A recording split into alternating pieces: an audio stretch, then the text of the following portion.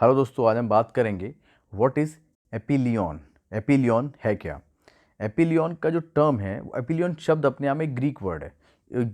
इसका जो जन्म हुआ है वो एपोस, एक रूट वर्ड है ग्रीक में, उससे हुआ। इसका मतलब होता है एपोस का अ स्क्रैप ऑफ पोइट्री या शॉर्ट एपिक पोएम, या तो शॉर्ट एपिक पोएम, छोटी एपिक पोएम। मॉडर्न टाइम्स में इस समय इसको शॉर्ट एपिक पोएम के रूप में जाना जाता है, एपिलियन को। डेफिनेशन है a relatively short narrative poem resembling an epic in theme, tone और स्टाइल।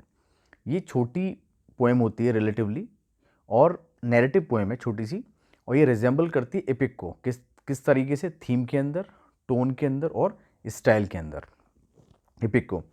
ये जो पोएम है एपिलियन, ये हमेशा डेक्टलिक हेक्सामीटर में इसको लिखा जाता है। डेक्टलिक हेक्सामीटर से मेरा कहने का मतलब ये है कि हेक्सामीटर मतलब 6 लाइन में लिखा जाता है। 6 फुट पाए जाते हैं इस लाइन, एक लाइन में 6 फुट पाए जाते हैं, दैट इज हेक्सामीटर। और डेक्टलिक, 1 फुट जो होता है डेक्टलिक होता है। डेक्टलिक का मतलब होता है कि उसमें तीन तीन सिलेबल्स होंगे। 3 सिलेबल में पहले सिलेबल पे लॉन्ग सिलेबल होगा और बाकी के 2 स्मॉल सिलेबल होंगे।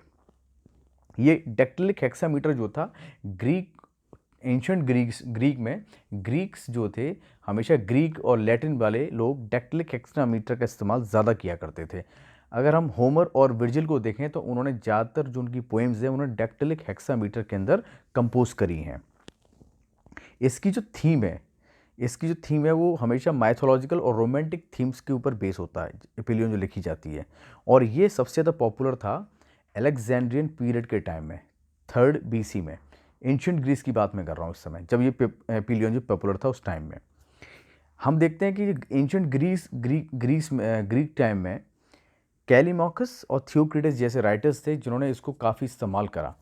कैलीमॉकस जो था एंशियंट ग्रीक पोएट था, जो स्कॉलर भी था, लाइब्रेरियन भी था। इन्होंने कम से कम अलेक्जेंडर द ग्रेट के टाइम में कम से कम 800 वर्क्स लिखे होंगे, मगर आज वो एग्जिस्टेंस में नहीं है।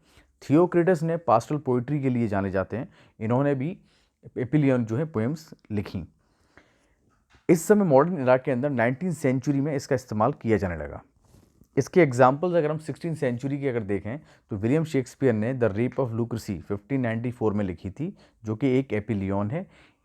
ऐसे ही वीनस एंड एडोनिस भी जो है एग्जाम्पल है आपके एपिलियन की, जो शेक्सपियर ने लिखा। क्रिस्टोफर मार्लोस ने हीरो एंड लिएंडर, ये पोएम भी जो थी आपकी एपिलियन थी। वैसे ही थॉमस लॉज, उसने सिलेस मेटामॉर्फोसिस 1589 में लिखी थी, जो कि एक एपिलियन है। मैथ्यू नॉल ने सोहराब एंड रुस्तम 1853 में मैथ्यू नॉल ने लिखी थी, और जो कि एक एपिलियन है। Thank you.